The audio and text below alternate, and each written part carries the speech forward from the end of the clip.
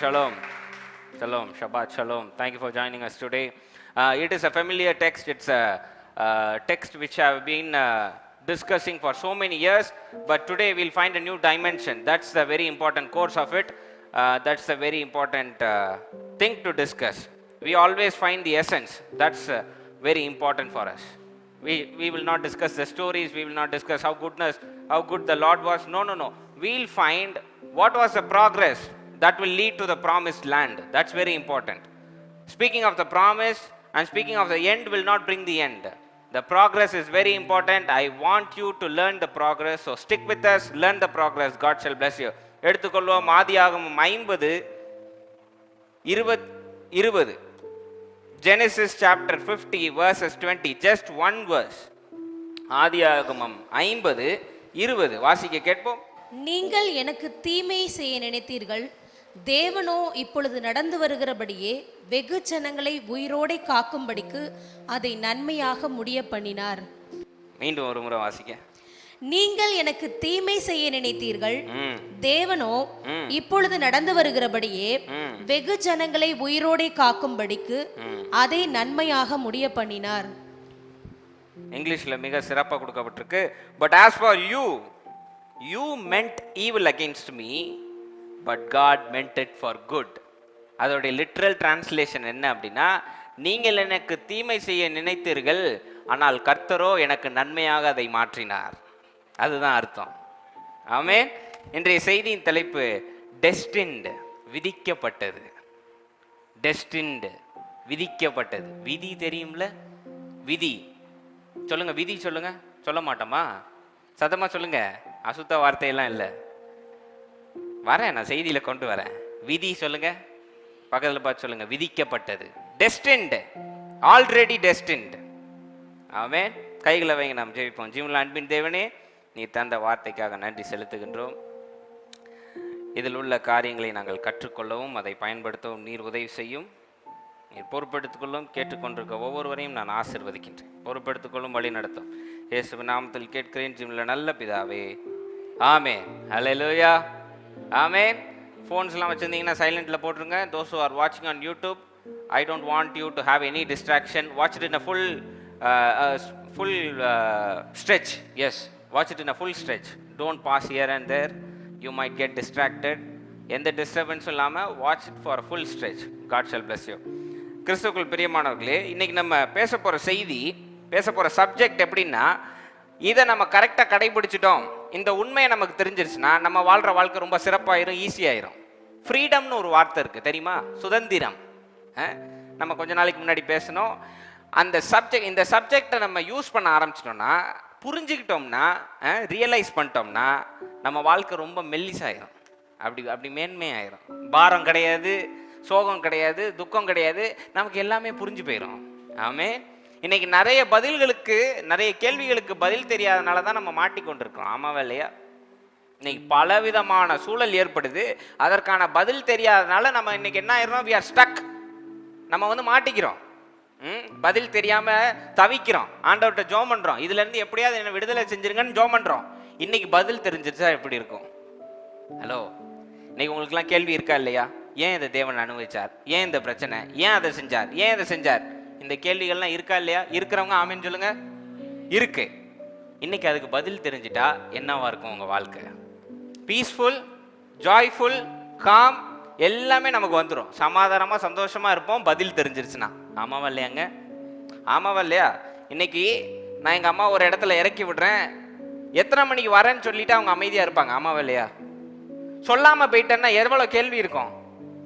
சரியா தான் போயிட்டு வரானா, எங்கேயாவது அடிபட்டுருக்குமோ, ஏதாவது ஆக்சிடென்ட் ஆயிருக்குமோ, என்ன நடந்துக்குமோ, ஏது நடக்கும், அதெல்லாம் இல்லாம நான் இத்தனை மணிக்கு இங்க வந்துடுவேன்னா ஒரு அஷூரன்ஸ், நான் நிச்சயம் வருவேன், நிச்சயம் செய்வேன் அப்படின்றத இன்னைக்கு தேவன் நமக்கு சொல்லிட்டா உங்க வாழ்க்கையும் என் வாழ்க்கையும் எப்படி இருக்கும்?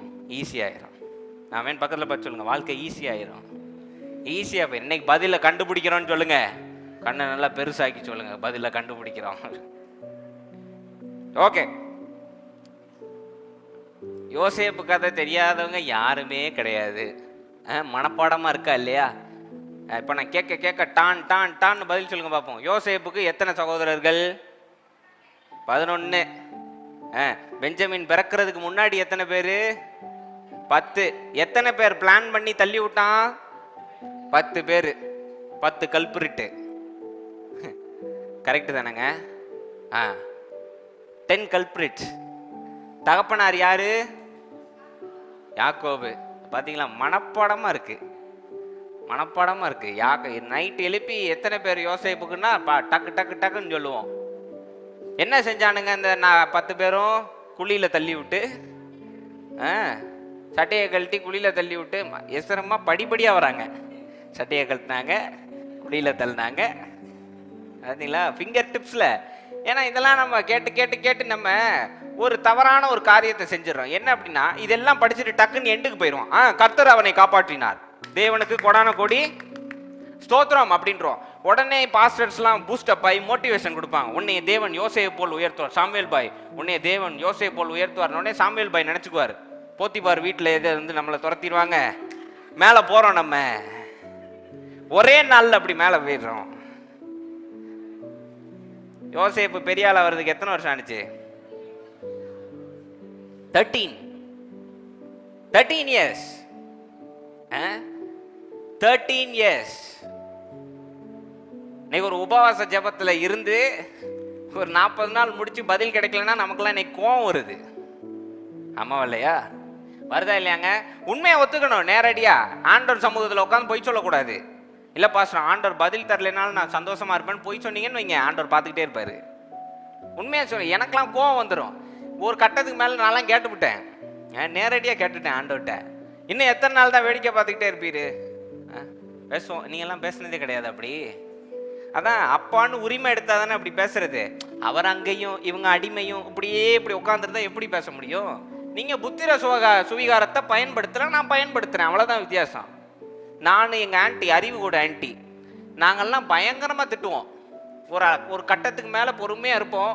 ஒரு கட்டம் தாண்டிடுச்சுன்னு வைங்க, கொடுக்குறீரா இல்லையா, இல்ல நாங்களே ஏறி வந்து வாங்கிட்டு போயிட்டோமா,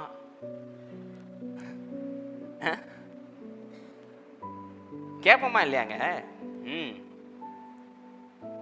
இன்னைக்கு நம்ம ரொம்ப அசால்ட்டா படிச்சோம் எல்லாத்தையும் சடன்னு இப்படி போயிட்ட வேண்டியது. கடைசியில் போயிட்டு ஆண்டவர் வந்து யோசேப்பை உயர்த்தினார், உன்னையும் உயர்த்துவார்னோடனே ஜனம் சந்தோஷமா இருக்குங்க. யோசேப் மாதிரி உயர்த்திடுவாருங்க. Do you know the process behind those things? யோசேப்பு அந்த இடத்தை அடைவதற்கு என்னென்னலாம் செய்தார்னு உங்களுக்கு தெரியுமோ? அதெல்லாம் நீங்க செஞ்சிருக்கீங்களா?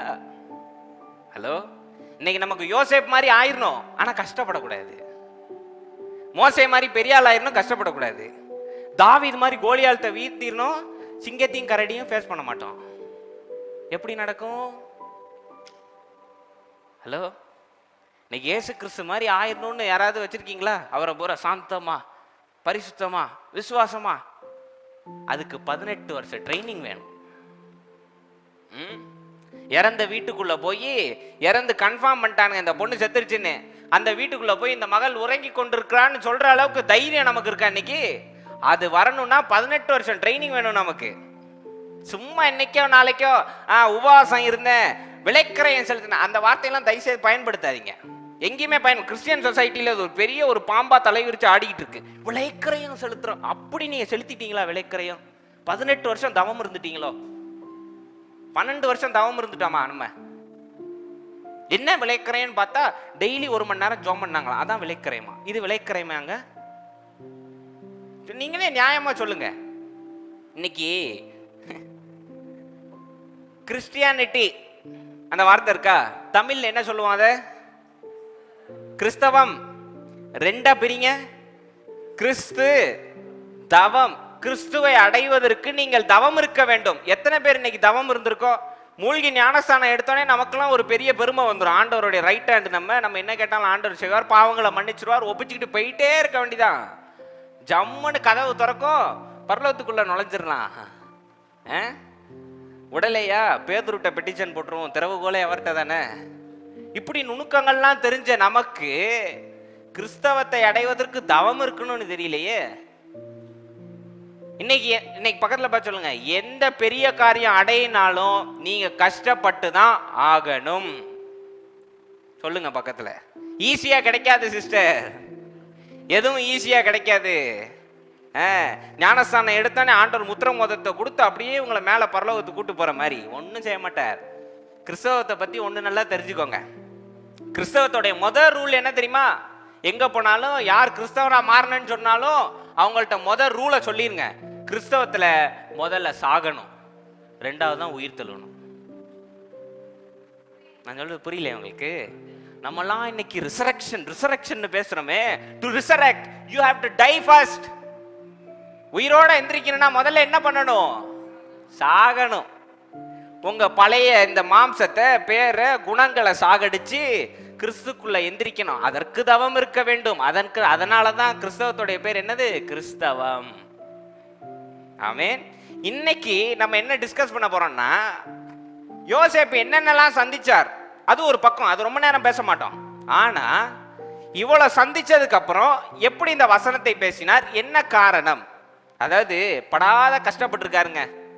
ஆனா அவர் பேசின வசனத்தை இப்பதான் நம்ம வாசிச்சோம். நீங்கள் தீமைக்கென்று நினைத்து செய்தீர்கள், தேவனோ. நம்ம சொல்லுவோமா? இத நம்ம சொல்லுவோமாங்க? ஆண்டவர் எல்லா நன்மையும் எடுத்துட்டு கடைசியில் நமக்கு ஒரு நன்மையை கொடுத்தா நீங்களும் நானும் சொல்லுவோமா? ஸ்டேஜ் ஏறி எல்லாரும் தீமைக்கு நினைச்சாங்க, ஆனா ஆண்டவர் நன்மைக்கு செஞ்சாரு. எல்லாத்தையும் வாங்கிட்டுல செஞ்சாரு சொல்லிடுவோமா இல்லையா? பாயிண்ட் அவுட் பண்ணிடுவோமா இல்லையா? இன்னைக்கு எதனால அப்படி சொன்னார்?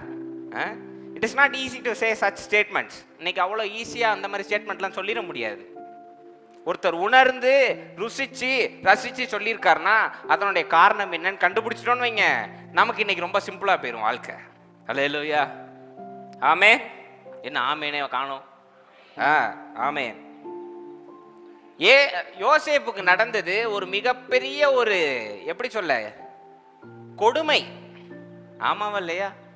ஒரு தப்பு செய்யல. சகோதரன் மேல வந்து எரிச்சல் பட்டாரா? சகோதரன் மேல வந்து பொறாமப்பட்டாரா? ஏதாவது செஞ்சாராங்க?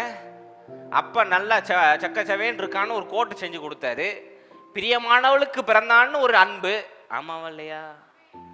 யோசேப்பு யாருக்கு பிறந்தவர்? ராக்கேலுக்கு பிறந்தவர். ராக்கேல எத்தனை வருஷமா காத்திருந்து கல்யாணம் பண்ணாரு? 14 வருஷ காதல். புனிதமான, புரியல உங்களுக்கு? மனிதன் உணர்ந்து கொள்ள மனித காதல் அல்ல, அப்படி ஒரு 14 வருஷம் காத்திருந்து ராக்கேல கல்யாணம் பண்றாரு. ராக்கேல கல்யாணம் பண்ணி அவங்களுக்கு ஒரு பிள்ளை பிறக்கிறா யோசேப்பு. அப்ப அன்பு இருக்குமா இல்லையா? இருக்குமா இல்லையா? கண்டிப்பா இருக்கும். ரொம்ப அவனை அப்படியே கவனிச்சு ஒரு கோட்லாம் செஞ்சு கொடுக்காரு. இவர் ஒரு வரம் பெற்றிருக்கிறாரு. என்னன்னா, தேவன் தரிசனங்களை காட்டுவாரு, அதை அழகா புரிஞ்சு மக்கள்கிட்ட வெளிப்படுத்துறதே யோசேப்போட ஒரு மிகப்பெரிய கிஃப்ட். ஆண்டவர் கொடுத்த வரம். ஆமேன். வரம். அப்போ தன்னுடைய சகோதரர்கள் மண்டிடுற மாதிரி பார்த்தோன்னே ஒண்ணு அமைதியா இருக்கணும். ஒண்ணு நல்லா தெரிஞ்சுக்கோங்க, தேவன் தரிசனம் காட்டினா என்ன பண்ணணும்?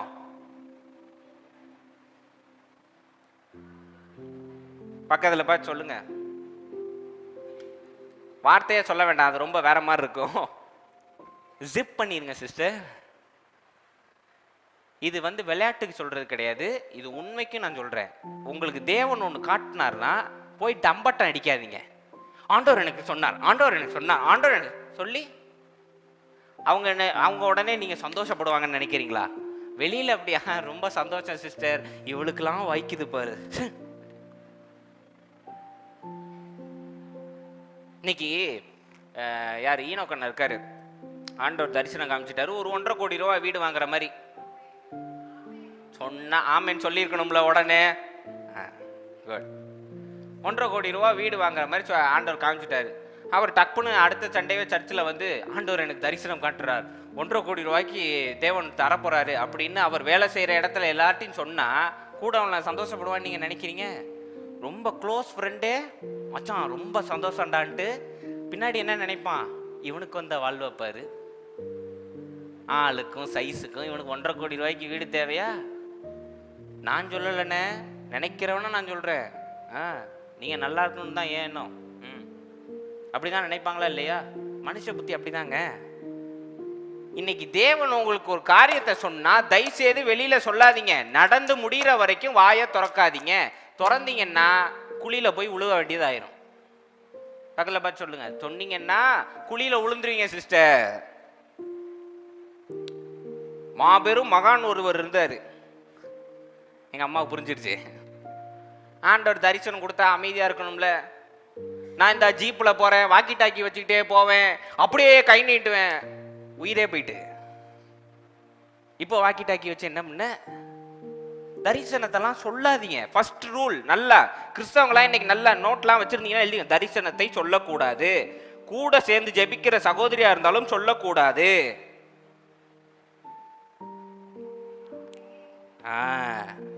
ஆமேன். சொல்லக்கூடாது. ஏன்னா யார் எப்படி நினைப்பான்னு உங்களுக்கு தெரியாது. அல்லேலூயா. அவங்களுடைய அவிசுவாசம் உங்களுடைய விசுவாசத்தை தாக்கிரும், உங்களால அச்சீவ் பண்ண முடியாம போயிடும். புரிஞ்சுக்கிட்டீங்களா? ஓகே. இவர் சும்மா இல்லாம வாயத்தொடர்ந்து சொல்லிட்டாரு. என்ன நடந்தது? குழியில தூக்கி போட்டானுங்க.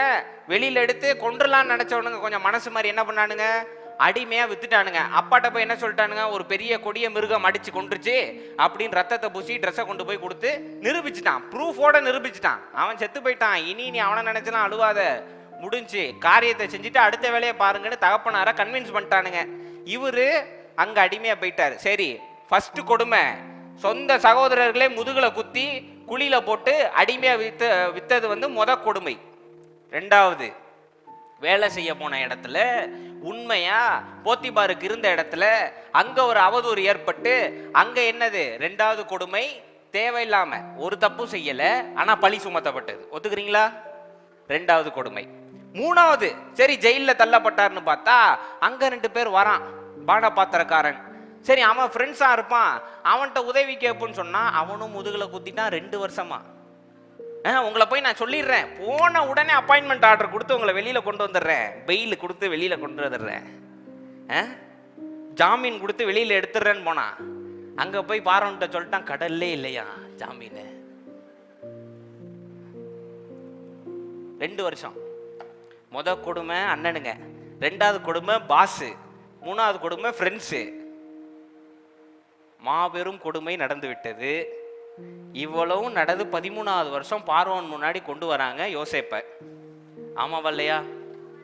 கொண்டு வந்து ஆண்டவர் சிறப்பா பேசிட்டார். பார்வோனுக்கு இருந்த ஒரு டிஸ்டர்பன்ஸை யோசேப் மூலியமா ஆண்டவர் கிளியர் பண்ணான்னு என்ன வைட்டாரு, யோசேப்பா இருந்தவர் சாபநாத்து பனேகாவா மாறிட்டாரு. சாபநாத்து பனேகாக்கு அர்த்தம் என்ன தெரியுமா? மீட்பர்னு அர்த்தம். அதாவது எகிப்தை மீட்க வந்த மீட்பர் அப்படின்னு மோதிரத்தை அவன் கையில மாட்டி, என்னைய நீ எதுவும் கேட்காதப்பா, உன் இஷ்டத்துக்கு என்ன செய்யுமோ செய்யி, எனக்கு அடுத்த ரதம் உன் ரதம் தான் சொல்லி பெரிய உயர்வை கொண்டு வந்துட்டாரா இல்லையா? கொண்டு வந்துட்டாரு. சரி, ஆனா என் கேள்வி என்னன்னா, இதுக்கு ஏன் 13 வருஷம் கஷ்டப்படணும்? ஆண்டவர் நினைச்சா செஞ்சிருக்கலாமா இல்லையா? செஞ்சிருக்கலாமா இல்லையாங்க? உங்களுக்கு இன்னைக்கு உங்களுக்கும் எனக்கு இன்னைக்கு அந்த கேள்வி இருக்கா இல்லையா? ஆண்டவர் ஏன் புடமிட்டு தான் தரணுமா? அப்படி தந்தா என்ன? கேட்குறோமா இல்லையா? கேட்குறவங்க ஆமேன்னு சொல்லுங்க. 13 வருஷம் சரி தவறு செஞ்சிருந்தாரு, எண்ணத்துல ஒரு தீட்டு ஏற்பட்டதுன்னா சரி ஒத்துக்கலாம், 0 மிஸ்டேக், ஒரு தவறும் இல்லை. ஆனா 13 வருஷம். கொஞ்சம் யோசிச்சு பாருங்களேன். யோசேப்பு நியாயப்படி தேவன்கிட்ட என்ன கேட்டிருக்கணும்? ஆண்டவரே எனக்கு ஏன் இந்த பாடம் அனுமதிச்சிங்கன்னு கேட்டிருக்கணுமா இல்லையா? Why is this happening to me? இன்னைக்கு நம்ம நார்மலா கேட்கிற கேள்வி அதானே, எனக்கு ஏன் இந்த சம்பவம் நடக்குது கேட்குறோமா இல்லையாங்க? நான் தமிழ்ல தானே பேசுறேன். ஆமேன் இல்ல ஏதாவது பதில் சொல்லுங்க. சொல்றோமா இல்லையா? இன்னைக்கு ஏன் எனக்கு இப்படி நடக்குது? ஏன் ஆண்டவரே நான் என்ன தப்பு செஞ்சேன்னு இதெல்லாம் எனக்கு நடக்குது? கேட்டிருக்கோமா இல்லையா? கேட்குறோம், தினந்தோறும் கேட்குறோம். யோசேப்பு ஒரு தப்பும் செய்யலை. சரி நம்மளாவது எங்கேயாவது தவறு இருக்கோம், அவிசுவாசமா பேசணும், தவறு செஞ்சிருக்கோம், தெரியாம பொய் சொல்லிட்டோம், அதனால அனுமதிச்சாருன்னா அது வேற. யோசேப்பு ஒரு தப்பு செய்யல, ஒரு அவதூறா பேசல, அண்ணன்களை எய்த்து பேசல, அவர் வேலை செய்யறவருக்கு உண்மையா இருந்து, எஜமானுக்கு உண்மையா இருந்திருக்காரு, நண்பர்களுடைய பிரச்சனையை தீர்த்து வச்சிருக்காரு. இவ்வளவும் செஞ்சு 13 வருஷம். 11வது வருஷத்திலே வெளியே வந்திருக்கணும் நண்பர் உதவி செஞ்சிருந்தா. நண்பர் ஒரு 2 வருஷம் மறந்து 13வது வருஷம் வெளியில வராரு.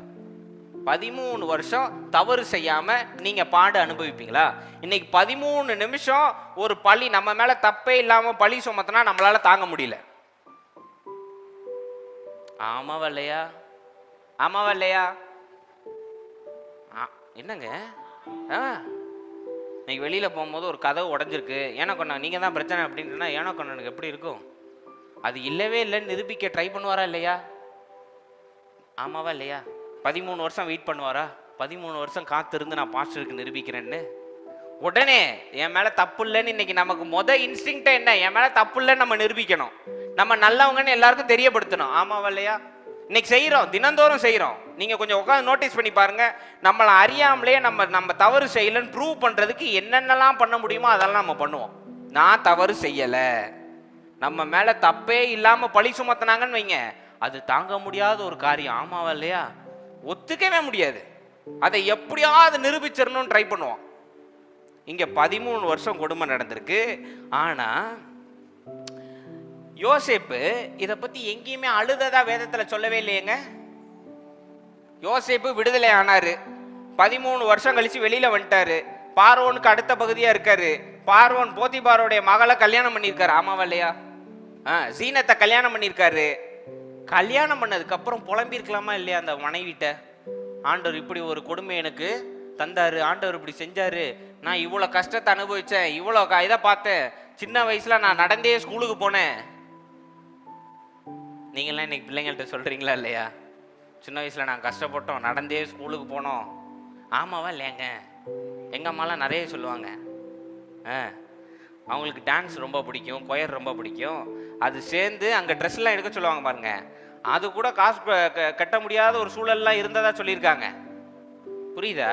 ரிப்பனு அந்த ஸ்லைடுலாம் வாங்கி கொடுக்க முடியாத நிலைமையிலலாம் அவங்க தாண்டி வந்திருக்காங்க. அதெல்லாம் சொல்லுவாங்களா இல்லையா? அது போல இவர் சொல்லி ஒரு மனுஷன் எக்ஸ்பிரஸ் பண்ணுமா இல்லையா? ஒரு வார்த்தை பேசுற இதை பத்தி ஒரு இடத்துல ஒரு புலம்பலை. நல்லா கவனிச்சுக்கோங்க, 13 வருஷம் நடந்த கடுமைய ஒரு இடத்துல கூட யோசேப்பு புலம்பல. ஆனா அவர் 50வது வசனத்துல 20வது வார்த்தையா என்ன தெரியுமா சொல்றாரு? நீங்கள் தீமைக்கென்று நினைத்ததை தேவன் நன்மையாய் மாற்றினார். அந்த ஒரே இத்தனை வருஷம் நடந்ததை ஒரே ஒரு ஸ்டேட்மெண்ட்ல முடிக்கிறார் யோசேப்பு. என் கேள்வி என்னன்னா, எப்படி ஒரு மனுஷனால இப்படி பேச முடியும்? என்னத்தை புரிஞ்சிருந்தா, அதாவது என்ன சம்பவம் நடந்த அவருக்கு புரிஞ்சிருந்தா இப்படி ஒரு ஸ்டேட்மெண்ட் கொடுக்க முடியும்? 13 வருஷம் நடந்த கொடுமையை தான் சகோதரர்கள் திரும்ப வந்து சேர்றாங்க. ஆமாவா இல்லையாங்க? அவங்கள உட்கார வச்சு சொல்லியிருக்கணும்ல, இவ்வளவு கஷ்டப்பட்ட, இப்படி பாடுபட்ட, எல்லாம் உங்களால தான். அப்பயா சொல்லியிருக்கணுமா இல்லையா? அப்போயும் பிளேம் பண்ணல, குறை சொல்லல, குற்றப்படுத்தல, புலம்பல. அவர் சொன்ன வார்த்தை, நீங்கள் நன்மைக்கென்று நினைத்தீர்கள் தேவனோ, நீங்கள் தீமைக்கென்று நினைத்தீர்கள் தேவனோ அதை நன்மைக்கு எதுவாய் மாற்றினார். எப்படிங்க இன்னைக்கு சொல்லுவோம்? ஒரே ஸ்டேட்மெண்ட், 13 வருஷம் நடந்த கொடுமைக்கு அவர் வச்ச ஒரே statement, God meant it for good. வேற எதுவுமே சொல்லல. என்னுடைய கேள்வி இப்ப அதுதான், என்ன யோசேப்புக்கு புரிஞ்சிருந்தா, என்ன வெளிப்பாடு யோசேப்புக்கு புரிஞ்சிருந்தா இப்படி ஒரு ஸ்டேட்மெண்ட்டை தேவன் கொடுத்திருப்பார். ஆமென். இன்னைக்கு இந்த வார்த்தை விதின்னு ஒரு வார்த்தை இருக்கு. ஆமாவா இல்லையா? எத்தனை பேர் தெரியும் விதின்ற வார்த்தை? கிறிஸ்தவத்தில் ஆனால் பயன்படுத்த மாட்டோம். கரெக்டா? விதி அசுத்தமான வார்த்தை. நம்ம விதியை மீறி தேவன் எல்லாவற்றையும் நடத்தி செல்வார் அப்படித்தானே சொல்லி கொடுத்துருக்காங்க. ஆமாவா இல்லையா? ஏங்க நான் உங்கள்கிட்ட தானேங்க பேசுறேன், எல்லாம் என்ன ஒரு மாதிரி இப்படி கறக்கத்திலே இருக்கீங்க? எந்திரிங்க, பக்கத்தில் கொஞ்சம் குலுக்கி விடுங்க. எந்திரிங்க சிஸ்டர்னு. விதி விதி விதி சொல்லுங்க, விதி சத்தமா சொல்லுங்க. சொல்ல அவ்வளவு பயம், தாக்கிருமோ? அதாவது டெஸ்டின்ன்ற வார்த்தை விதி அப்படின்னா நீங்கள் நினைப்பதற்கு முன்பே அனைத்து முடிந்து விட்டதுன்னு தான் அர்த்தம். ஆமாவா இல்லையா? ஒரு காரியம் இப்படிதான் நடக்கணும்னு நீங்க நினைச்சு நன்றி சொல்றதுக்கு முன்னாடியே ஆண்டவர் எல்லாவற்றையும் முடிச்சு வச்சிருக்கிறது பேரு தான் விதி. இன்னைக்கு அதை காமிச்சு உங்களுக்கு பயமுறுத்திருக்கான். இன்னைக்கு நம்மளை அறியாம ஒரு காரியம் நடந்துருச்சுன்னா நமக்கு இன்னைக்கு என்ன சொல்லுவோம்? நம்ம தலை, அதை எப்படி சொல்லுவோம்? செஞ்சு காமிங்க எனக்கு. ஜோயல் அம்மா தான் டக்குன்னு கூட இழுத்தாங்க. தலை விதி. இன்னைக்கு யாராவது கஷ்டப்பட்டா இன்னைக்கு என்ன சொல்லுவோம்? தலை. எத்தனை பேர் எங்களை சொல்லியிருப்பாங்க நான் கஷ்டப்படுறது பாட்டு, தலை விதி, என்ன செய்யறது? ரீசெண்டாக நாங்கள் ஒரு கடுமையான சூழலில் இருந்தோம். அப்போ அவர்கிட்ட நின்று ஏன்பா இப்படி நடக்குதுன்னு நாங்கள் கேட்டோம். அப்போ அவர் எங்கள்கிட்ட சொன்னார், தலைவிதி என்னத்த பண்ணுறது அப்படின்ட்டார். எங்கள் அம்மாக்கா மனசு நொறுங்கிட்டாங்க. தலைவிதியா, அடப்பாவி, முயற்சி கூட செய்யாம. என்ன நேராக சொல்லணுமா, எங்களுக்கு நின்றுட்டு இருந்த அட்வொகேட் அப்படி சொல்லிட்டார். ஜெயிக்க முடியுமா ஜெயிக்க முடியாத கேஸை என்ன பண்ண முடியும்னு யோசிச்சுட்டு இருந்தவர் அவர் என்ன தெரியுமா சொன்னார் எங்களை பார்த்து, தலைவிதி நம்ம கஷ்டப்படணும் அப்படின்னு. எங்கள் அம்மாவால் தாங்கவே முடியல, ரொம்ப மனசு நொறுங்கி போய் இருந்தாங்க. நேற்று தான் தேவன் எனக்கு புரிய வச்சாரு. அன்னைக்கு அவர் எங்களுக்கு அதை அப்படி சொல்லி எங்களை நிராகரிக்கலன்னு வைங்க, நாங்கள் பெரிய சிக்கலில் மாட்டியிருப்போம். அன்னைக்கு அவர் மனசை மாற்றி கோவப்பட வச்சு எங்களை விதின்னு சொல்லி மனசை நொறுக்கி, அன்னைக்கே அவரை மாற்றி புது அட்வொகேட்டை போட்டு கேஸை எங்களுக்கு சாதகமாக திருப்பின தேவன் பெரியவர்.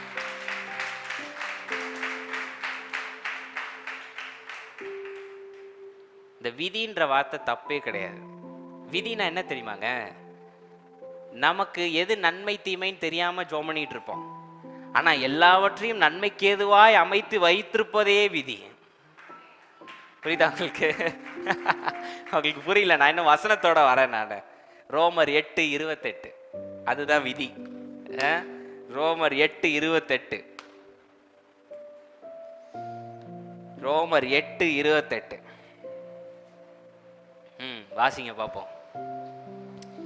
அன்றியும் அவருடைய தீர்மானத்தின்படி அழைக்கப்பட்டவர்களாய் தேவனிடத்தில் அன்பு கூறுகிறவர்கள், தீர்மானத்தின்படி அழைக்கப்பட்டவர்களாய் தேவனிடத்தில் அன்பு கூறுகிறவர்களுக்கு சகலமும் நன்மைக்கு ஏதுவாக நடக்கிறது என்று அறிந்திருக்கிறோம். அல்லேலூயா.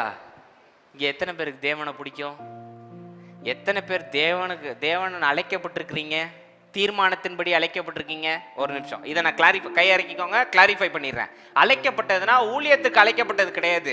உங்களை தாயின் கருவறையில் தோன்றுவதற்கு முன்பே தெரிந்து இந்த உலகத்துக்கு அனுப்புனார் பாருங்க, அதுவே அழைக்கப்பட்டதற்கு சமம். தனிப்பட்ட முறையில ஊழியத்திற்கு அழைத்து ஊழியம் செய்தால்தான் அழைக்கப்பட்டதுன்னு கிடையாது. கிறிஸ்தவனாக மாறி கிறிஸ்துவை ஏற்றுக்கொண்டால் தான் அழைக்கப்பட்டது கிடையாது. இந்த உலகத்தில் நமக்கு ஒரு மூளை, நமக்கு ஒரு மாம்சம், நமக்கு ஒரு ஆவியை கொடுத்து நம் தாயின் வயிற்றில் தோன்றதுக்கு முன்னே தெரிஞ்சு அனுப்புனார் பாருங்க, நமக்கு ஒரு சான்ஸ் கொடுத்தார் பாருங்க, அதுவே அழைக்கப்பட்டதுக்கு அர்த்தம். ஆமே. இன்னைக்கு உட்கார்ந்து இருக்கிற கேட்டுக்கிட்டு இருக்க இல்ல உலகத்தை வாழ்ற எத்தனை கோடி மக்களா இருந்தாலும் கிறிஸ்துவை ஏற்றுக்கொண்டாதான் அழைக்கப்பட்டவர்கள் கிடையாது. அனுப்பி இந்த உலகத்துல பிறந்தாலே அவன் அழைக்கப்பட்டவன் தான். ஆமேன். ஏன்னா விழுகிற ஒரு முடி கூட அவருக்கு தெரியாம விழுவாது. அப்ப தெரிஞ்சும் அவனை அனுப்பியிருக்காருனா அவன் அழைக்கப்பட்டவன் தான். பக்கத்துல பார்த்து சொல்லுங்க, நீங்க அழைக்கப்பட்டவங்க sister. You have been called. Amen. You have been called to perform a purpose. Amen. என்ன பாஸ்டர், நமக்கு ஒரு கேள்வி இருக்கும். இதை கிளாரிஃபை பண்ணிட்டு அடுத்து போயிடும். நமக்கு ஒரு கேள்வி இருக்கும், என்ன பாஸ்டர் அழைக்கப்பட்டிருக்கோம்? ஒருவருக்கு சிறந்த தாயா இருப்பது அழைப்பு, ஒருவருக்கு சிறந்த தந்தையா இருப்பது அழைப்பு, ஒருவருக்கு சிறந்த தங்கையா இருப்பது அழைப்பு, நல்ல அண்ணனா இருந்து வேலைகளை முடிப்பது அழைப்பு, ஒருவருக்கு ஊழியத்தின் அழைப்பு, ஒருவருக்கு வேலை செய்வது அழைப்பு, ஒருவருக்கு இப்படி அழைப்பின் விதங்கள் பலவிதமா இருக்கு. ஊழியம் வந்தாதான் அழைப்பு கிடையாது. உலகத்துல பிறந்தாலே அவன் அழைக்கப்பட்டவன், தேர்ந்தெடுக்கப்பட்டவன் தான். எந்த மாற்றமும் கிடையாது. Be it a Hindu, be it a Muslim, Muhammadian, Jewish, whatever it is, if you are born, you are called. That's it. Full stop. Amen. You are called.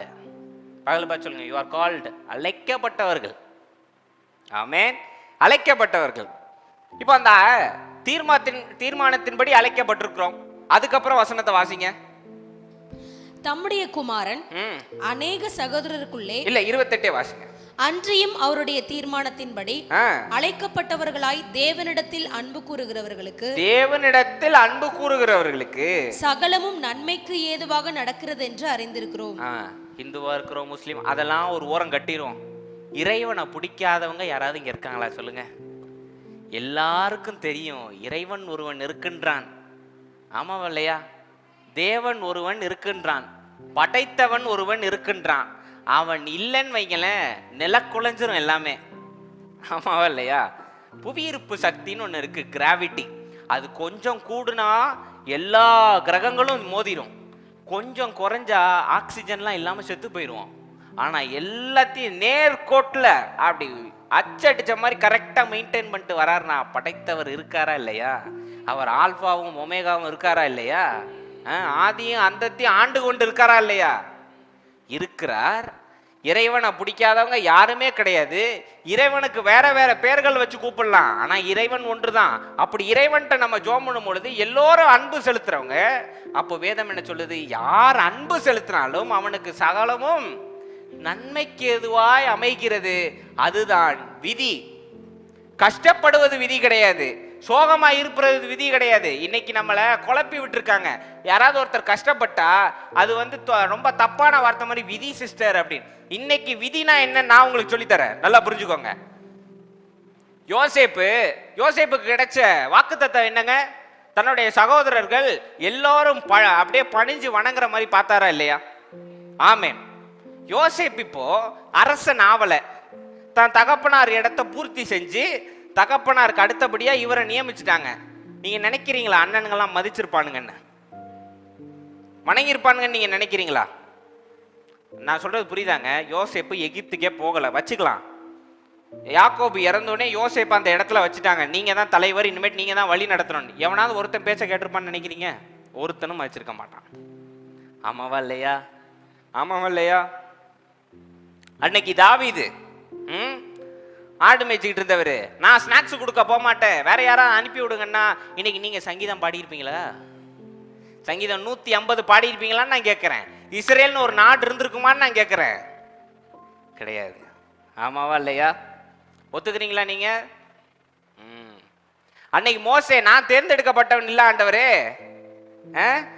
எகிப்திலிருந்து விரட்டி விடப்பட்டு ஒளிஞ்சிருக்கிறவரு, நான் ஒளிஞ்சே இருந்துக்கிறேன்னா இன்னைக்கு செங்கடல் 2ஆ பிளந்திருக்குமா? இல்ல இஸ்ரேல் விடுதலை தான் பெற்றிருப்பாங்களா? எதுவும் நடந்திருக்காதே. இன்னைக்கு விதினா என்ன தெரியுமாங்க? தேவன் முன் குறித்து வைத்திருப்பதே விதி.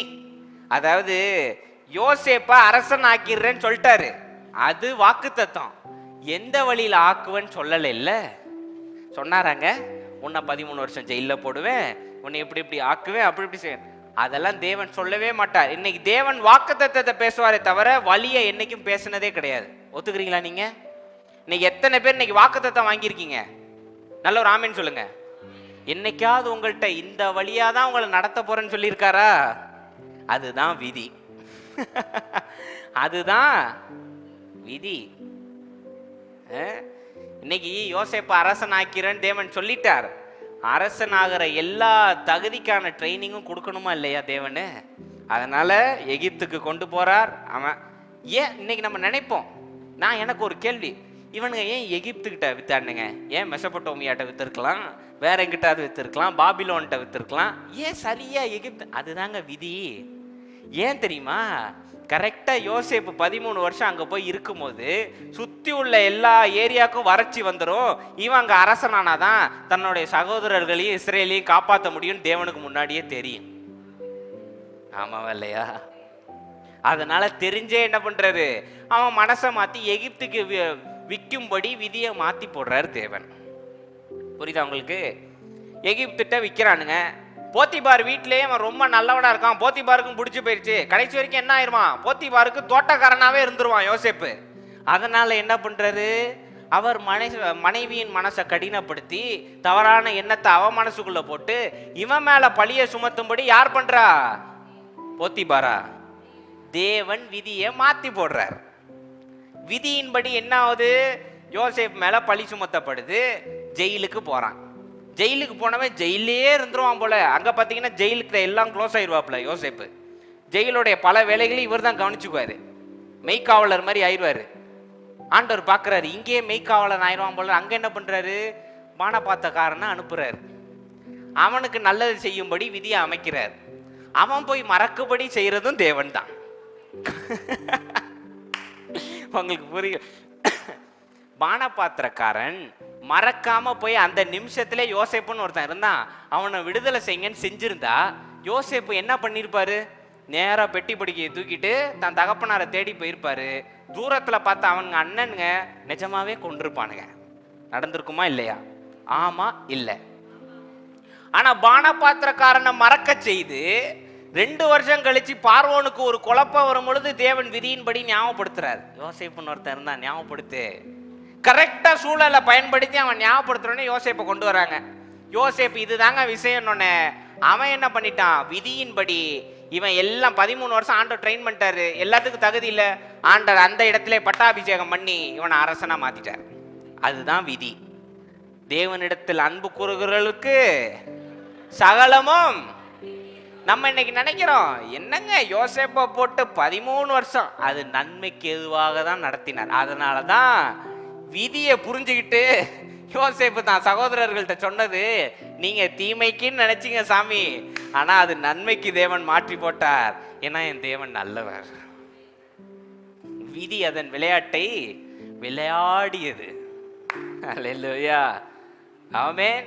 இன்னைக்கு நம்ம நினைக்கிறோம், நம்ம படுற கஷ்டம் ஏதோ போன வாரமே சொன்னேன், தவறு செஞ்சுட்டோம், தப்பு பண்ணிட்டோம், அதனால ஆண்டவர் நம்மளை செய்ய. நோ நோ நோ, நீங்க இந்த வழியா உங்களை புடமிட்டு சரியான தங்கமும் வைரமுமா மாற்றி ஏற்ற இடத்துல வைக்கணும்ன்றது அவருடைய விதி. ஏன்னா விதி என்ன சொல்றது, தேவனுக்கு அன்பு கூறுகிறவர்களுக்கு சகலமும் வேதம் சொல்லுது, நான் சொல்லல. இன்னைக்கு விதி நான் என்ன பாஸ்டர் அப்படின்னு கேட்டீங்க, ஒரே லைன்ல சொல்லணும்னா நீங்க நன்மையுமா சீரும் சிறப்புமா இருக்கணும்ன்றதான் தேவனுடைய விதி. ஆனா அதை எப்படி கொண்டு வருவார்ன்றது அவருடைய ஸ்டைல். நம்பி இருக்கிறது என்னுடைய விசுவாசம். புரியுதா உங்களுக்கு? ஆமென். இன்னைக்கு நம்ம கஷ்டப்படுறத வச்சு நம்ம என்ன நினைச்சுக்கிறோம், தேவன் நம்மளை சோதிக்கிறாரு, செஞ்ச பாவத்துக்கு. நோ நோ நோ, இப்படிதான் வரணும்னு விதி. இப்ப புரியுதா உங்களுக்கு? தலை விதின்றது சும்மா பேச்சுக்கு சொல்றது கிடையாது, அது உண்மையிலுமே ஒரு ஆவிக்குரிய ஒரு வார்த்தை. ரோமர் 28 தான் விதி. அதாவது நன்மைக்கு ஏதுவாய் செய்வதற்கு தேவன் எல்லாவற்றையும் பார்த்து கொள்கிறார். புரியுதா நான் சொல்றது? நம்ப மாட்டீங்களா? எரேமியா 29:11 வாசிக்க பார்ப்போம். For I know the plans I have for you, says the Lord, plans to prosper you and uplift you, not to harm you. வாசிக்க பார்ப்போம். நீங்கள் எதிர்பார்த்திருக்கும் முடிவை உங்களுக்கு கொடுக்கும்படிக்கு. நீங்கள் எதிர்பார்த்திருக்கும், அதாவது நான் எதிர்பார்த்த முடிவுன்னு தேவன் சொல்லல, நீங்கள் எதிர்பார்த்த முடிவை உங்களுக்கு கொடுக்கும்படி நான் உங்கள் பேரில் நினைத்திருக்கிற நினைவுகளை அறிவேன். நினைவுகளை அறிவேன் என்று கர்த்தர் சொல்லுகிறார். ஓகே, அவைகள் தீமைக்கு அல்ல, தீமைக்கு அல்ல, சமாதானத்துக்கு ஏதுவான நினைவுகளே. சமாதானத்திற்கு ஏதுவான நினைவுகளே. 29:11ங்க, எரேமியா 29:11. பென்சிலோ பெண்ணோ இருந்தா மார்க் பண்ணிக்கோங்க அந்த வசனத்தை.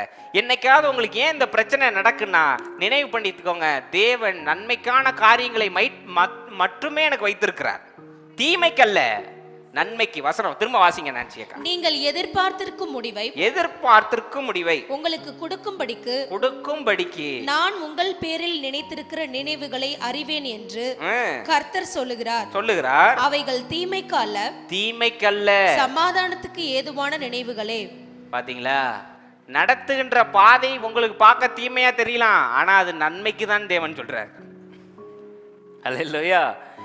கடந்து வர பாதை ரொம்ப கஷ்டமா இருக்கலாம், அது தீமைக்குன்ற மாதிரி தெரியும், ஆனா அது நன்மைக்குன்னு தேவன் சொல்றார். ஏன்னா அங்க புடமிட்டாதான் சரியான வைரமும் தங்கமுமா நீங்க மாறுவீங்க. ஆமாவா இல்லையாங்க? இந்த வேதத்துல ஒரு அழகான ஒரு வசனம் இருக்கு, யாரை தேவன் நேசிக்கிறாரோ அவரை சிச்சிக்கிறார்னு இருக்கு. What a beautiful verse. என்ன ஒரு அருமையான வசனம் இல்ல? என்ன யோசிச்சு பாருங்களேன். தேவன் இன்னைக்கு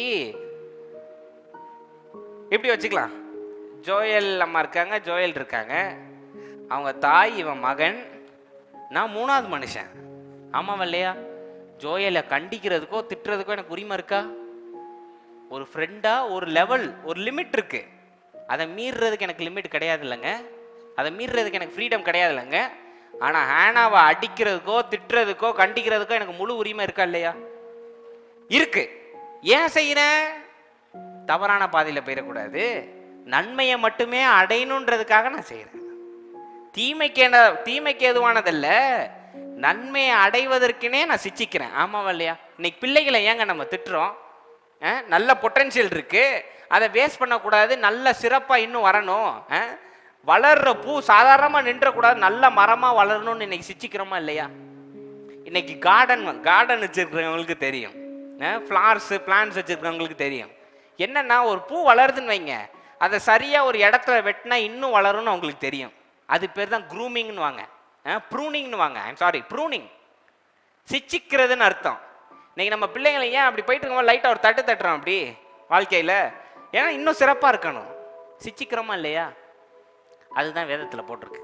இன்னைக்கு தேவன் சிச்சிக்கிறார்னா அது உங்களை பிடித்தமானதுனால சிச்சிக்கிறாராம். இன்னைக்கு எத்தனை பேர் சிச்சையை சந்திச்சுக்கிட்டு இருக்கீங்க?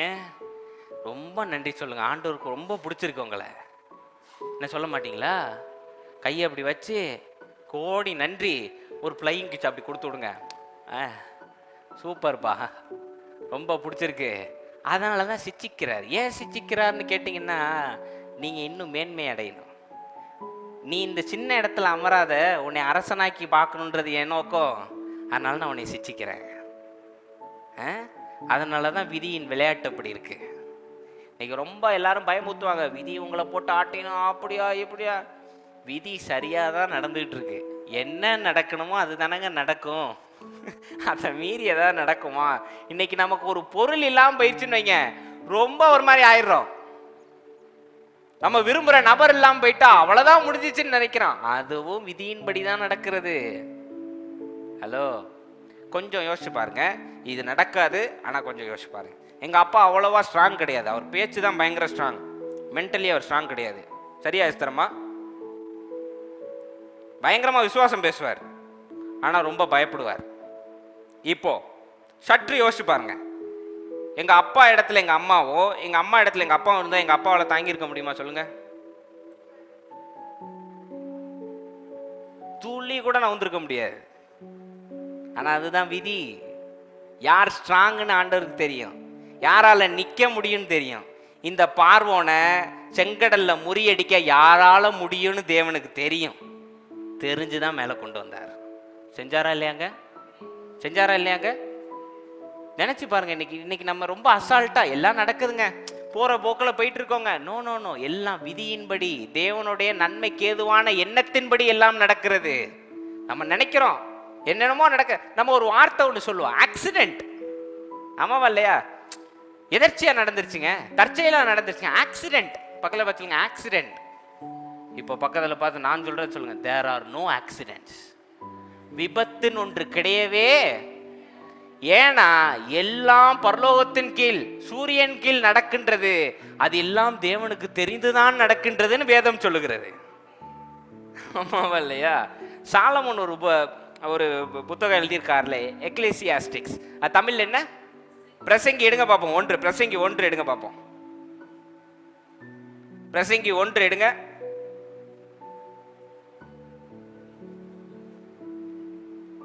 1:14 வாசிங்க பார்ப்போம். பிரசங்கி 1:14 எடுத்துக்கோங்க. பிரசங்கி 1:14. சூரியனுக்கு கீழே செய்யப்படுகிற காரியங்களை எல்லாம் கவனித்து பார்த்தேன். இதோ எல்லாம் மாயையும் மனதுக்கு சஞ்சலமுமாய் இருக்கிறது. பாத்தீங்களா? எல்லாம் தெரிந்துதான் நடக்கிறதுங்க, தெரியாம. there are no accidents. இன்னைக்கு நல்லா புரிஞ்சுக்கோங்க. ஒரு விபத்து, ஒரு இது, no no no, everything happens under the sun and God looks at it. வேதம் இன்னும் தெளிவா சொல்லுது. ஒரு சின்ன முடி விழுந்தாலும் அவர் கணக்கு வச்சிருக்கான்னு சொல்லுதாருயா. அதாவது வானத்துல உள்ள நட்சத்திரங்களுக்கு பேரிட்டு கூப்பிடுகின்ற தேவன் அவர். அவருக்கு தெரியுமா இல்லையா? அப்போ இது நடக்குதுன்னா அவருக்கு தெரிஞ்சுதாங்க நடக்குது. இன்னைக்கு நம்மளுடைய பிரச்சனை என்ன தெரியுமா? ஒரு சூழலுக்கு அட்டாச் ஆயிடுறோம். ஒரு நல்ல ஒரு வீடு, நல்ல ஒரு சூழல் அமைஞ்சிட்டுனா இது கடைசி வரைக்கும் நிலைக்கணும்னு நம்ம நினைக்கிறோம் பாருங்க, அங்கதான் தப்பு செஞ்சிடறோம். அப்படி நம்ம அட்டாச் ஆகுறதுனால ஒரு சின்ன ஒரு இன்னல் வந்தாலும் நம்மளால தாங்க முடியல, நிலக்குலைஞ்சு போயிடுறோம், ஜபத்துல உடஞ்சிரும். அதுதான் பிரச்சனை. Don't get attached. Don't get attached. இந்துஸ்ல அதை வாசனாஸ்ன்னு சொல்லுவாங்க. Don't ever give yourself to the வாசனாஸ். பக்கத்தில் பார்த்து சொல்லுங்க, டோன்ட் கெட் அட்டாச்ட். அப்படியே ஒட்டி ஒரு சூழல் இப்படியே இருக்கணும், இப்படியே இருக்கணும். எல்லாம் தேவனுக்கு தெரிந்துதான் நடக்கின்றது. ஆமென். இங்க எத்தனை பேர் நான் வேதத்துல ஞானியா மாறணும்னு நினைச்சிருக்கீங்க? Wisdom, become wise. நான் பயங்கர ஞானவானா மாறணும்னு நினைச்சிருக்கீங்க? என்னங்க, நினைச்சதே இல்லையா? சரி விடுங்க, உங்களுக்கு சம்மந்தப்பட்ட விஷயமா நான் கேட்குறேன். எத்தனை பேர் நான் கடைசி வரைக்கும் உடல் சுகத்தோடு இருக்கணும்னு நினச்சிருக்கீங்க? ஆஹா, சட்டுன்னு கை வருது. ஓகே, உடல் சுகத்தோடு இருக்கணும்னு நினச்சிருக்கீங்க. இதை தேவன் எப்படி செய்வார் நீங்கள் நினைக்கிறீங்க? ஒரு நாள் நீங்கள் அப்படி தூங்கி ஆதாம் மாதிரி தூங்கிட்டு இருக்கும் போது அப்படியே ஒரு மேஜிக்கை அனுப்பி உங்களுக்கு காண்டாமிருகத்து ஒத்த பலனை தந்துருவாருன்னு நினைக்கிறீங்களா? என்னென்னலாம் கஷ்டத்தை அனுமதிக்க முடியுமோ அதெல்லாம் அனுமதிச்சு 13,000 படி ஏற வைப்பார் தேவன். விதி. நன்மைக்கு எதுவாய் ஏன் நம்ம நினைப்போம், ஏன் கஷ்டப்பட்டு தான் ஆண்டவர் கொடுக்கணுமா? இயேசு கிறிஸ்துக்கு ஈஸியா கொடு. 18 வருஷம் கஷ்டப்பட்டார், அது தெரியுமா? நம்ம உடனே பேசுவோம், பிதாவின் மகன் அப்படியே வாங்கிட்டு போயிட்டாரு. நமக்கு அப்படியா பாஸ்டர்? பிதாவின் மகன்னாலும் 18 வருஷம் கஷ்டப்பட்டாரு, அது தெரியும்ல. கால் இன்னைக்கு ரொம்ப மண்கால் போல ஆனா ஆண்டவர் வேணும்னே இடத்துக்கு கூட்டு போவார், படியா இருக்கிற இடத்துக்கு கூட்டு போவார். ஆமா, இயேசு கிறிஸ்து வேலை கிராஃப்ட்ஸ்மேனா இருந்திருக்காரு தெரியுமா? அவர் கார்பெண்டரா இருந்திருக்காரு. அவருடைய ஊழியத்துல அவருக்கு சப்போர்ட், அவர் கொஞ்ச நாளா ஊழியம் செஞ்சுட்டு இருக்கும்போது அவர் சப்போர்ட் பண்ணது என்ன தெரியுமா? அவருடைய வேலை தான். பணக்காரனுக்கு லாக்கெல்லாம் செஞ்சு கொடுத்துட்டு இருந்திருக்காரு. நம்ம ரொம்ப நினைச்சுக்குவோம் ஆண்டவருக்கு அப்படியே வாரி வாரி கொட்டினோடனே ஊழியம் செஞ்சுட்டு போறாரு ஆச்சு பூச்சுன்னு. அதை ஒரு நாள் பேசுறேன். வேலை செஞ்சுதான் ஊழியம் பார்க்கணும்னு ஒரு சப்ஜெக்ட் இருக்கு, இன்னொரு நாள் பேசுவோம். அதை சொல்ல வருது புரியுதா? நம்ம நினைப்போம், ஏன் கால்வலிக்கு ஜோமன்னா பிரச்சனை மேல பள்ளமும் குழியுமா ஆண்டவர் நடத்திட்டு போறாருன்னா, அங்க நடந்து பழகினாதான் அதுக்கப்புறம் எவ்வளவு பெரிய மழை வந்தாலும் நீங்க ஏறி போயிட்டே இருப்பீங்க.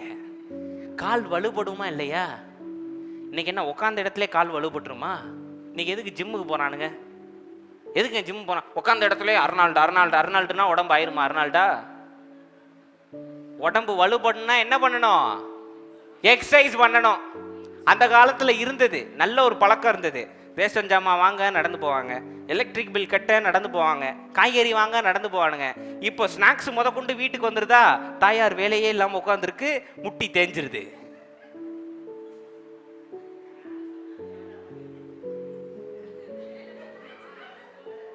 அப்படியும் இருக்கு. இப்ப அப்படி இல்லையே. முன்னாடி வேலை பார்த்து தேஞ்சது அது வேற, வேலைக்கு மேல வேலை புல்டோசரோட ஜாஸ்தியா வேலை செஞ்சு தேஞ்சது அது வேற. இப்போ ஒண்ணு தேஞ்சது கிடையாது. இப்போ என்ன தெரியுமா? அது இது பிடிச்சிருது, சதப்பிடிப்பு.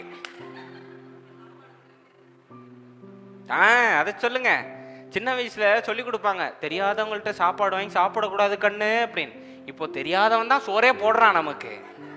ஸ்விக்கியில் முகமுடி மாட்டிட்டு கொடுக்க, தேங்க்யூ 6184 கோட் போயிட்டு வா டாட்டா, சாப்பிட்டோமா முடிவு. இன்னைக்கு கார்லாம் வந்துருச்சு பாத்தீங்களாங்க? கையை வச்சு இப்படி இழுக்கும் போது ஒரு எக்ஸசைஸ் ஆகுதா இல்லையா காரு? இப்போ கார்ல ஒரு சிஸ்டம் வந்துருச்சு, பட்டன் அமுத்தினா கார் தானா திறக்குது. வேலையே இல்லை, சதப்பிடிப்பாயி இப்படியே ஆயிரணும் முடிவு பண்ணிட்டானுங்க. இன்னைக்கு நம்ம தேவன் செய்யறது ரொம்ப ஏளனமா எடுத்துக்கிறோம். ஐயோ ஆண்டவர் நம்மளை புடமிடுறார், வலுப்படுத்துறார். வேதத்துல சில வார்த்தை இருக்கு, கன்சிஸ்டன்ஸ், பெர்சிஸ்டன்ஸ், என்டியூரன்ஸ், கமிட்மெண்ட். இதெல்லாம் சிறப்பான வார்த்தைகள். அதாவது வலுப்படுத்துவார். ஸ்டாமினான்னு ஒரு வார்த்தை இருக்கு தெரியுமா? ஸ்டாமினா, ஸ்டாமினா தமிழ்ல ஏதாவது இருக்கா? அதுக்கு தெரியல, ஏதாவது இருக்கும். எனர்ஜி இங்கிலீஷ் வார்த்தைங்க. All English medium people. புத்துணர்ச்சியா? இல்ல கிடையாது, அது ரிஃப்ரெஷ்மெண்ட். ஜோயலம்மா, பெலன் பெலன், ஸ்டாமினா. ஸ்டாமினா இருக்கிற வரைக்கும் வேலை செஞ்சுக்கிட்டே இருப்பாங்க தெரியுமா? ஸ்டாமினா அப்படி குறைஞ்சாதான் ஒரு மாதிரி சோர்வாயிருவாங்க. தேவன் நீங்க ஆவிக்குரிய ரீதியா சஸ்டெயின் ஆகணும்னா உங்களுக்கான ஆவிக்குரிய ரீதியான ஸ்டாமினா உங்களுக்கு இன்னைக்கு வேணுங்க. ஒத்துக்கிறீங்களா இல்லையா? இன்னைக்கு நான் பயங்கர ஞானமா இருக்கணும், தேவன் வார்த்தையை பயங்கரமா பேசணும்னா தேவன் அப்படியே பைபிளை கரைச்சி உங்க தலையில ஊத்த மாட்டாரு. எவ்வளவுக்கு எவ்வளவு பிரச்சனை தர முடியுமோ அவ்வளோக்கு அவ்வளவு பிரச்சனை தந்து அதற்கான வழியும் ஏற்படுத்துவாரு. போன வாரம் வாசிச்சோம்ல, திராணிக்கு மேல சோதிக்க மாட்டார், பிரச்சனையை அனுமதித்தா அதற்கான விடுதலையும் தேவனே தந்திருப்பார். சொன்னாரா இல்லையா? நடந்துச்சா இல்லையாங்க? அப்போ பிரச்சனை அனுமதிக்கிறார்னா உங்களுக்கு சொல்லித்தரார், எப்படி சமாளிக்கணும், ஏது சமாளிக்கணும், அந்த நிமிஷம் எப்படி நிக்கணும். அதுதாங்க விதி, அதுதான் விதி. இன்னைக்கு யாராவது உங்களை பயமுறுத்துனாங்கன்னு வைங்க, கொஞ்சம் கூட கலக்கம் அடையாதீங்க. உங்களை படைச்ச தேவனுக்கு உங்களை எங்க கொண்டு போகணும்னு தெரியாதா? தெரியுமா தெரியாதா? தெரியுமா தெரியாதாங்க? உங்களை எப்போல இருந்து தேவனுக்கு தெரியுமா? பிறந்தோடனே வா, இல்ல ஞானஸ்தானம் எடுத்தோடனே வா? உலக தோற்றத்திற்கு முன்பே நான் உன்னை, அப்பவே உன்னை தெரியும். அதுக்கப்புறம் திரும்ப கன்ஃபர்மேஷன் கொடுக்குறாரு, தாயின் கருவயிறு தோன்றுவதற்கு முன்பே, அதாவது கருவுல போட்டதே நான் தான் சாமி, அப்பவே உன்னை பத்தி எனக்கு தெரியும். உன்னை எங்க கொண்டு போய் எங்க செதுக்குனா நீ சரியான ஒரு சிலையா மாறுவேன்னு ஆண்டவருக்கு தெரியும். ஆமென். தயவுசெய்து இன்னைக்கு புலம்பாதீங்க, ஆண்டவர் இப்படி நடத்திட்டு போறாரு கடுமையான பாதையில். உடனே நம்ம ஐயாவோட பாட்டெல்லாம் பாடாதீங்க. இடுக்கமான வாசல் வழியே வருந்தி நுழைய செல்கின்றோம், சிலுவை சுமந்து இயேசுவின் பின். அப்புறம் சிரித்த முகமாய் எங்க எங்க சிரிச்ச முகமா? வெளியில தான் ரொம்ப சந்தோஷம், நல்லா செய்யறாரு ஆண்டவர் நம்மளை. ஒரு சீக்கிரம் நல்லா தெரிஞ்சுக்கோங்க, இயேசு கிறிஸ்து தான் பின்னாடி வந்தவங்களை நோக்கி ஏன் சிலுவையை சுமந்து கொண்டு வான்னு தேவன் சொன்னாராங்க. இயேசு கிறிஸ்து என்னுடைய சிலுவை சொல்லல, என்ன சொன்னார்? உன் சிலுவையை சுமந்து கொண்டு வா. அர்த்தம் என்ன? உனக்கென்று ஒரு வழி வைத்திருக்கிறேன், உனக்கென்று சில பிரச்சனைகள் இருக்கு, அந்த சிலுவையை நீ சுமந்து கொண்டு வா. சுமந்து கொண்டு வந்து என்ன பண்ணு? உன் பழைய மாம்சத்தை அதில் அரைஞ்சு விட்டு நீ புதுசா கிறிஸ்துக்குள் உயிர்த்தெழு. அதுதாங்க விதி. சிலுவையை சுமந்து கொண்டு வருகின்ற பாதை இருக்கு பாருங்க, அது விதி. விதி வேதத்தின்படி என்ன சொல்லுகிறது? தேவன் எல்லாவற்றையும் நன்மைக்கு எதுவாய் மாற்றி போடுகிறார், அதுதான் விதி. அப்ப நீங்களும் நானும் இன்னைக்கு என்ன சூழல் என்ன தெரியுமா சொல்லணும்? யோசேப்பு மாதிரி, நீங்கள் தீமைக்கென்று நினைத்தீர்கள், கர்த்தரோ அதை நன்மைக்கென்று மாற்றினார். அவ்வளவுதான். இந்த சிம்பிள் ப்ராப்ளம், இந்த சிம்பிள் சொல்யூஷன் தெரிஞ்சிச்சுன்னா வாழ்க்கை ரொம்ப ஈஸி. நம்ம இன்னைக்கு நினைக்கிறோம் ஒரு இடத்துக்கு சீக்கிரம் போகணும், ஆனா அது லேட் ஆகுதுன்னா ஆட்டோக்காரன் லேட் ஆகிட்டான்னு, தேவன் தான் லேட் ஆக்குறாரு. என்ன விளையாடுறேன்னு நினைக்கிறீங்களா? உண்மையை சொல்றேங்க. உங்க வீட்டில் ஏதாவது உங்களுக்கு அறியாம நடக்குதுன்னு வைங்க, தேவன் தான் எல்லாவற்றையும் செய்யறார். இன்னைக்கு நம்ம நினைக்கிறோம் இந்த கையை உயர்த்துறது, நடந்து போறது, சபையில உட்காந்து கை தட்டுறது, இதெல்லாம் நம்மளால் நடக்குதுன்னு. ஒரு ஆட்டம், அதாவது ஒரு அணு கூட தேவனுடைய சித்தம் இல்லாம நவுறாது. பக்கத்துல பார்த்து சொல்லுங்க, ஒரு அணு கூட தேவனுடைய சித்தம் இல்லாம நவுறாது. ஆமென். ஒரு அணு கூட. அப்போ பால் கொட்டுறதா இருக்கட்டும், பூனை கிராஸ் பண்றதா இருக்கட்டும், எல்லாம் அவர் செய்கின்ற செயல். எதற்காக? புடம்பிட்டு விசுவாசத்தை உயர்த்தி பரிசுத்தத்தை தந்து நம்மளை சரியான பாதையில் வழி நடத்தி சிங்காசனத்தில் அமர வைப்பதே விதி. வேதத்தின்படி அதான் விதி. நீங்கள் புஷ்டியும் பசுமையுமாய் இருக்க வேண்டும் என்பதே வாக்குத்தத்தம். நடத்துகின்ற வழி சரியான பாதையில் நடத்துகின்றதே விதி. உங்கள் விதி, உங்கள் தலைவிதி என்ன தெரியுமா? நன்மை எல்லாம் உங்களுக்கே சேரும் என்பதுதான் தலைவிதி. நீங்க சுகமா இருப்பீங்கன்றதுதான் தலைவிதி. நீங்க எல்லாவற்றிலும் வாழ்ந்து சுகமா இருக்கும்படி தேவன் வேண்டிக் கொள்வதுதான் உங்களுக்கான விதி என்று புரிந்து கொள்ளுங்க. Don't blame. பகல பார்த்து சொல்லுங்க, டோன்ட் பிளேம். Don't blame. எல்லாம் அவரின் நினைவின்படி நடக்கின்றது. அவர் நினைவு என்ன சொல்லுகிறது? உங்களை குற்றப்படுத்துவதற்கோ தீமைப்படுத்துவதற்கோ அல்ல, நன்மைக்கு சமாதானத்துக்கு ஏதுவான எல்லா வழிகளிலும் அவர் உங்களை நடத்தி செல்வார். கஷ்டமா இருக்கட்டும், அதுலயும் ஆண்டவர் தீர்வை வைப்பார். இருளா இருக்கட்டும், உங்களை வெளிச்சமா மாத்துவார். ஆமென். ஒரு அழகான ஒரு போயட் எழுதியிருந்தாரு. நான் இருள்ல நடந்து போயிட்டு இருக்கும் போது வெளிச்சத்தை தேடிக்கிட்டே இருந்தேன், கடைசி வரைக்கும் கிடைக்கல. கடைசியில தான் நான் புரிஞ்சுக்கிட்டேன், தேவனே என்னையே வெளிச்சமா மாத்திருந்தாருன்னு. புரியுதா நான் சொல்றது? இன்னைக்கு இருள்ல நீங்க நடந்து போகும்போது யாராவது வெளிச்சம் கொடுப்பாங்கன்னு எதிர்பார்க்காதீங்க. தேவன் உங்களை வெளிச்சமா இருக்க அழைத்திருக்கிறார். பல பேருக்கு வெளிச்சமா இருக்கு.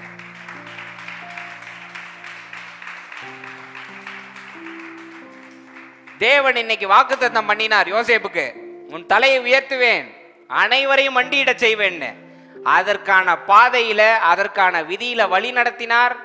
உட்கார்ற இடத்திற்கு அவனை தகுதிப்படுத்தினார், அரசனாக்கினார், அனைவரையும் மண்டியிட செய்தார். அது மட்டும் கிடையாது, வறட்சியில செத்து போக வேண்டிய எல்லாரையும் யோசேப்பை கொண்டு காப்பாத்தினாரா இல்லையா? அதுதான் தேவன். நீங்கள் வேண்டுவதற்கும் நினைப்பதற்கும் மிகவும் அதிகமாய் செய்கின்ற தேவனை நாம் வணங்கி கொண்டு இருக்கின்றோம்.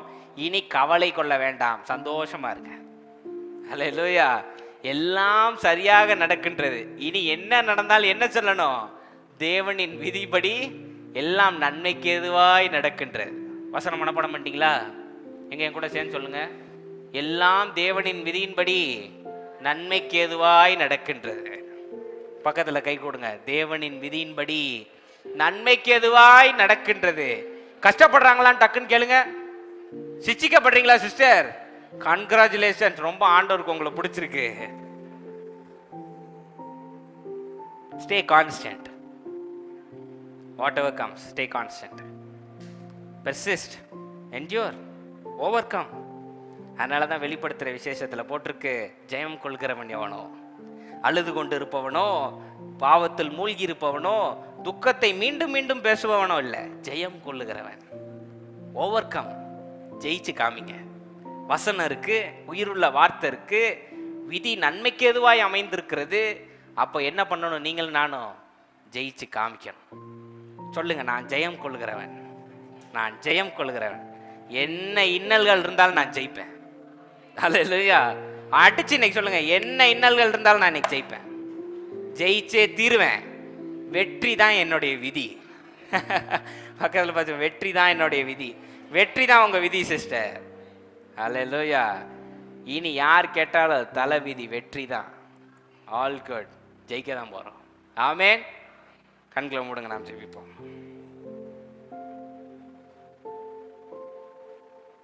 ஜீவனுள்ள அன்பின் தேவனே, நீர் நடத்தின பாதைக்காக நாங்கள் நன்றி செலுத்துகின்றோம். நாங்கள் இதை புரிந்து கொண்டு பயன்படுத்தவும், இனி நடக்கின்ற எல்லா காரியங்களையும் நீர் நன்மைக்கென்று நடத்துகிறீர் என்று நன்றி செலுத்தி விசுவாசமாக அதை கடக்க நீர் உதவி செய்யும். கேட்டுக்கொண்டிருக்க ஒவ்வொருவரையும் நான் ஆசிர்வதிக்கின்றேன். நீர் அவர்களை ஆசிர்வதித்து இந்த ஞானத்தினால் நிரப்பும், பொறுப்பெடுத்துக் கொள்ளும் வழி நடத்தும். இயேசுவின் நாமத்தில் கேட்கிறேன் ஜீவனுள்ள நல்ல பிதாவே, ஆமேன், ஆமேன். அல்லேலூயா. கடைசியாக அவனை சொல்லி முடிச்சிடுறேன். யாராவது உங்களை ரொம்ப ஒரு மாதிரி பேசுனாங்கன்னா கவலை கொள்ளாதீங்க. அவங்கள பேச வச்சதும் தேவன் தான், அவங்க முன்னாடி உங்களுக்கு பந்தியை ஆயத்தம் பண்ண போகிறதும் தேவன் தான். அல்லேலூயா. அதனால் சந்தோஷமாக வீட்டுக்கு செல்லுங்க. கர்த்தர் உங்களை ஆசீர்வதிக்கணும். God bless you. Shalom.